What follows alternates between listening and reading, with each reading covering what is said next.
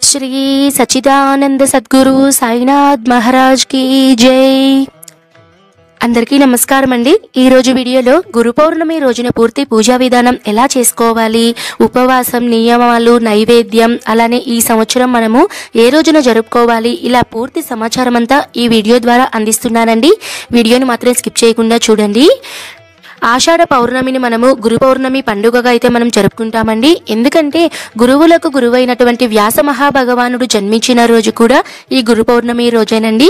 అందుకే ఎందరైతే గురువులు ఉంటారో అంటే ఆదిశంకరాచార్యులు, అలానే వ్యాస మహాభగవానుడు, శ్రీ దత్తాత్రేయ స్వామి, సాయిబాబా, వీళ్ళందరినీ కూడా ఎందరైతే గురువులు ఉంటారో వాళ్ళందరినీ కూడా ఈ రోజున పూజ అనేది చేసుకోవచ్చండి।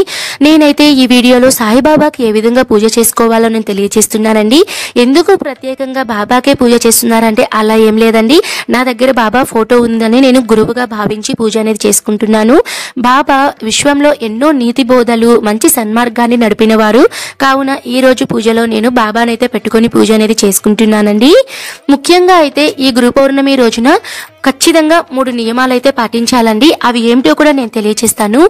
మొదటి నియమం ఏంటంటే చాలా మంది జాతక రీత్యా ఎన్నో దోషాలతో బాధపడుతూ ఉంటారండి। అలానే ఉద్యోగం కోసం చాలా ప్రయత్నాలు చేసి అలసిపోయి ఉంటారు। అలానే వివాహం కావట్లేదండి, మాకు జాతక రీత్యా దోషాలు ఉన్నాయి, అలానే సంతాన సమస్యలు, వీటన్నిటికీ చక్కటి పరిష్కారం ఈ గురు పౌర్ణమి రోజునైతే నేను చెప్పేటువంటి పరిహారాన్ని కనుక చేస్తే అతి శీఘ్రంగా మీరు చక్కటి పరిష్కారానికి మంచి ఫలితం అనేది వస్తుందండి। అది ఏమిటో ఇప్పుడు నేను తెలియజేస్తాను। ముందుగా పచ్చి శనగలనైతే మీరు గురు పౌర్ణమి ముందు రోజునైతే నానబెట్టుకోవాలండి। ముందు రోజు రాత్రి నల్ల శనగలు ఉంటాయి కదండి, వాటిని అయితే నానబెట్టుకొని గురు పౌర్ణమి రోజున ఉదయాన్నే ఆ పచ్చి శనగలను మీరు సూది దారం తీసుకొని ఒక మాలగా చేసుకొని మీరు ఏ గురువునైతే మీరు ఆరాధిస్తారో ఆ గురువుకైతే మీరు సమర్పించాలండి। ఎందుకంటే పచ్చి శనగలు నల్ల శనగలే వాడాలి అంటే గురువుకి అధిపతి నల్ల శనగలు అని చెప్తారండి। మన జాతకంలో గురుబలం అనేది తగ్గినా, మనకి జాతక రీత్యా దోషాలు ఉన్నా కూడా మనము ముందుకైతే రాలేమండి। అంటే ఎటువంటి పనిలో మనం చేయాలి అన్నా కూడా మనకి ఆటంకాలు అనేటివి ఎదురవుతూ ఉంటాయి। ఎవరైనా సరే ప్రభుత్వ ఉద్యోగాల కోసం ట్రై చేస్తున్న వాళ్ళు తప్పకుండా ఈ రోజున పచ్చి శనగలతో మాల అనేది వేయండి। ఇలా పచ్చి శనగల మాల అంతా అయిన తర్వాత ఏం చేయాలి అంటే మీరు పూజ అంతా అయిన తర్వాత ఆ శనగలను అయితే మీరు అలానే తినేయచ్చండి। మీరు అలా తిన్నా కూడా చాలా మంచిదే। అలా కొద్దిగా పచ్చి శనగలను కూడా మీరు నైవేద్యంగా పెట్టుకోవచ్చు। తప్పకుండా గురు పౌర్ణమి రోజునైతే ఈ పరిహారం అయితే తప్పకుండా చేయండి, మంచి రిజల్ట్ అనేది మీకు తెలుస్తుందండి। తర్వాత నియమం ఏంటంటే ఈ రోజున ఖచ్చితంగా మాంసాహారం అనేది తినకూడదండి, అలానే బ్రహ్మచర్యం అనేది పాటించాలి। ఈ రోజు ఉదయాన్నే నిద్రలేచి తలంటూ స్నానం చేసి ఇంటి పరిసరాలను శుభ్రం చేసుకోవాలి। తర్వాత పూజా గదిలో మీరు ఎక్కడైతే పూజ చేయాలి అని అనుకుంటున్నారో ఆ పూజా ప్రాంతం అంతా శుభ్రం చేసుకొని పసుపు కుంకుమలు పుష్పాలతో అలంకరణ అనేది చేసుకోవాలి। తప్పకుండా మీరు ఇంత ఆర్భాటంగా చేసుకోవాలా అలా చేసుకోవాలా అన్న నియమం అయితే ఏం లేదండి। మీ శక్తి కొలది మీరు ఏదైనా ఒక చిన్న పీఠం పెట్టుకొని ఆ పీఠం మీద మీరు స్వామివారి ఫోటో పెట్టుకొని అయితే మీరు పూజ చేసుకోవచ్చు। నేనైతే ఇక్కడ ఒక పీఠాన్ని ఏర్పాటు చేసుకొని పీఠం మీద అష్టదళ పద్మ ముగ్గు వేసుకొని ఒక వస్త్రాన్ని పరుచుకొని, ఒక నలుపు వస్త్రం కాకుండా మిగతా ఏ కలర్ అయినా సరే మీరు వస్త్రాన్ని అయితే వేసుకొని మీరు ఏ గురువునైతే ఆరాధిస్తారో ఆ గురువు ఫోటో అనేది పెట్టుకొని పూజ చేసుకోవాలండి। నేనైతే ఇక్కడ బాబాకు పూజ చేసుకుంటున్నాను కాబట్టి నా దగ్గర బాబా ఫోటో ఉంది కాబట్టి నేను బాబానైతే పెట్టుకొని చక్కగా ఇరువైపులా దీపపు కుందులను ఏర్పాటు చేసుకొని అలానే పుష్పాలతో అలంకరణ అనేది చేసుకున్నానండి। నేనైతే ఇక్కడ ప్రత్యేకంగా నా దగ్గర బాబా విగ్రహం ఉంది కాబట్టి నేనైతే పంచామృతాలతో అభిషేకం చేసుకున్నాను। మీ దగ్గర కనుక బాబా విగ్రహం ఉన్నా, ఏ దత్త గురువు ఫోటో ఉన్నా కూడా, విగ్రహం ఉన్నా కూడా మీరు అభిషేకాలు అనేటివి చేసుకొని పసుపు కుంకుమలతో కూడా మీరు అభిషేకం అనేది చేసుకోవచ్చండి। చాలా ప్రత్యేకమైన రోజు కాబట్టి ఈ రోజు అభిషేకాలు అలాంటివి చేసుకున్నా కూడా చాలా మంచిదే। 2025 సంవత్సరంలో గురు పౌర్ణమి పండుగ మనకి ఎప్పుడు వచ్చింది, తేదీ తిథి వివరాలు తెలియజేస్తానండి। ముందుగా పౌర్ణమి తిథి వచ్చేసి మనకి జూలై 9వ తేదీ బుధవారం రోజున రాత్రి 1:09 నుంచి జూలై 10వ తేదీన గురువారం రోజున రాత్రి 1:48 వరకు మనకి పౌర్ణమి తిథి ఉంది। సాధారణంగా హిందూ ధర్మ ప్రకారం మనకి తెల్లవారుజామున సూర్యోదయం టైంలో ఏ నక్షత్రం ఏ తిథి అయితే ఉంటుందో ఆ రోజున ఆ తిథిగా మనం పరిగణిస్తాం కాబట్టి 10వ తేదీ గురువారం రోజున గురు పౌర్ణమి పౌర్ణమి పండుగనైతే జరుపుకుంటామండి. ఈ రోజు పూజ ఏ సమయంలో చేయాలండి అంటే ఉదయం బ్రహ్మ ముహూర్తంలో మీరు 3:30 నుంచి 5 గంటల లోపల ఎప్పుడైనా చేసుకోవచ్చండి. అంత ఉదయాన్నే పూజ చేయడం కుదరని వాళ్ళు ఉదయం మీరు 8 గంటల లోపల ఎప్పుడైనా సరే మీరు పూజ అనేది చేసుకోండి. తిరిగి పునః పూజ వచ్చేసి సాయంత్రం ఎప్పుడు చేసుకోవాలండి అంటే 6 గంటల నుంచి మీరు 7:20 లోపల ఎప్పుడైనా చేసుకోండి. ప్రత్యేకంగా పూజలు అనేటివి చేసుకుంటున్నాను. మరి పూజ వేటితో చేసుకోవాలండి అంటే అక్షింతలతో కానీ పుష్పాలతో కానీ మీరు అష్టోత్తర శతనామావళి పూజనైతే చేసుకోవాలండి.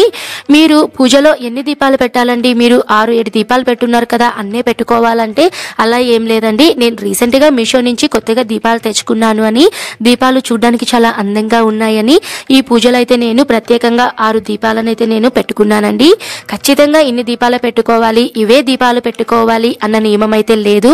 మీ శక్తి కొలది మీరు కనీసం ఒక్క దీపమైనా సరే అందులో 2 ఒత్తులు వేసైనా సరే మీరు ఆ గురువు ముందు దీపాన్ని అయితే వెలిగించుకొని పూజ అనేది చేసుకోవచ్చు. మొదటగా మనం చేసేటువంటి పూజలో కొన్నిసార్లు మనం తెలియక కొన్ని తప్పులు అనేటివి చేస్తూ ఉంటామండి. ఈ తప్పులన్నిటిని మన్నించేందుకు మనము ఆదిదేవుడు విఘ్న నివారకుడు ఆ గణనాథుని అయితే మనం పూజించుకోవాల్సి ఉంటుంది. గణపతి ఫోటో ఉన్నా కూడా మీరు పూజలో పెట్టుకోవచ్చు, లేదంటే విగ్రహం ఉన్నా పెట్టుకోవచ్చు. లేదు అంటే పసుపుతో చిన్న గణపతిని చేసుకొని ఆ గణపతికి మీరు పసుపు కుంకుమ పెట్టుకొని పుష్పాలు అలానే గంధం అక్షింతలు దీపం ధూపం నైవేద్యం అనేది పెట్టుకొని పూజించుకోవాలండి. నైవేద్యం ఏం పెట్టుకోవాలండి అంటే చిన్న బెల్లం ముక్కనైనా పెట్టుకోవచ్చండి, లేదు అంటే ఒక అరటిపండుని కూడా మీరు పెట్టుకోవచ్చు. ఇలా మీరు గణపతికి పూజ చేసుకోవాలండి. గణపతి పూజ అయిన తర్వాత పసుపుతో చేసిన గణపతిని ఏం చేయాలి అన్న సందేహం చాలా మందిలో ఉంటుంది. పూజ అయిన తర్వాత ఆ గణపతిని మీరు ఏదైనా సరే ఒక నీళ్ళల్లో కలిపేసి మంచి నీళ్ళల్లో కలిపేసి ఏదైనా పచ్చని చెట్టుకు పోయండి. అలానే ఆ పసుపు నీళ్ళని మీరు ఇంట్లో కూడా సంప్రోక్షణ చేసుకోవచ్చండి. అలానే ఏదైనా నదీ తీరాలకు వెళ్ళినప్పుడు నీళ్ళల్లో కూడా మీరు ఆ పసుపుతో కలిపిన నీళ్లను కలిపేయచ్చండి. ఇలా చేసుకోవచ్చు. తర్వాత మనము గణపతి పూజ అంతా అయిన తర్వాత బాబాకి పూజ అనేది చేసుకోవాలండి. నా దగ్గర వెండి పూలు అయితే ఉన్నాయండి, అందుకని నేను వెండి పూలతో స్వామివారికి అష్టోత్తర శతనామావళి పఠించానండి. మరి మంత్రాలు ఏవి పఠించాలి అంటే ఇప్పుడైతే గూగుల్లో అయితే మనకి ఈజీగా బాబా అష్టోత్తరాలను టైప్ చేయగానే అన్ని 108 అష్టోత్తరాలు అయితే వచ్చేస్తున్నాయి.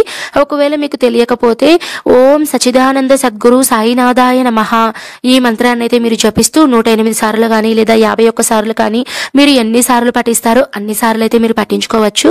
మరి ఇంకొక నియమం ఏంటంటే ఈ రోజు నైవేద్యం ఏం పెట్టాలండి అంటే అది మీ శక్తి కొలదండి. మీరు మీ దగ్గర అందుబాటులో ఏవి ఉంటే వాటిని మీరు నైవేద్యంగా పెట్టుకోవచ్చండి. నేనైతే పచ్చి శనగల నైవేద్యంగా పెట్టుకున్నాను, అలానే ఇంట్లో గులాబ్ జామ్ అనేది చేసుకున్నాను. బాబాకి ఎక్కువగా బూందీ కూడా పెడుతూ ఉంటారండి, బూందీ కూడా పెట్టుకోవచ్చు. అలానే బాబాకి ఎక్కువగా చపాతీలు అలానే అన్నం కూడా పెడుతూ ఉంటారండి. సాంబార్ అన్నము చపాతీలు ఇవన్నీ కూడా కలిపి పెడుతూ ఉంటారు, అది కూడా పెట్టుకోవచ్చండి. అరటి పళ్ళు మామిడి పండ్లు ఏవైనా సరే పాయసం ఏదైనా సరే పెట్టుకోవచ్చండి. ఇప్పుడు ఈ విధంగా నైవేద్యాలని ఇవన్నిటినీ సమర్పించుకున్న తర్వాత చివరిగా బాబాకి మంగళహారతి అనేది ఇవ్వాలండి. తర్వాత నేనైతే ప్రత్యేకంగా పంచహారతులు అనేది ఇచ్చానండి. మీ దగ్గర పంచహారతుల స్టాండ్ అనేది ఉంటే ఖచ్చితంగా పంచహారతుల స్టాండ్తో మీరు పూజ అనేది చేసుకోవచ్చు. లేదు అంటే మీరు ఒక ప్లేట్లోనే 5 దీపాలను వెలిగించుకొని మీరు సింపుల్గా చక్కగా మీరు పంచహారతులతో మంగళహారతి అనేది ఇవ్వచ్చండి. చాలా శక్తివంతమైన రోజండి. కాబట్టి మళ్ళీ మనకి సంవత్సరానికి వచ్చేది గురు పౌర్ణమి ఒక్కరోజే. కాబట్టి ఎవరైనా సరే గురుబలం తక్కువ ఉన్న వాళ్ళు జాతకరీత్యా దోషాలతో బాధపడుతున్న వాళ్ళు ఈ రోజున తప్పకుండా శనగల మాలను సమర్పించి ఆ గురువు యొక్క ఆశీస్సులను ప్రతి ఒక్కరూ పొందండి. ఓకే అండి, ఈ వీడియో మీకు ఉపయోగపడింది అని అనుకుంటున్నాను. ఈ వీడియో కనుక ఉపయోగపడితే తప్పకుండా లైక్ చేయండి. నేను మరో మంచి వీడియోతో మీ ముందుంటానండి. సర్వే జన సుఖినో భవంతు. స్వస్తి.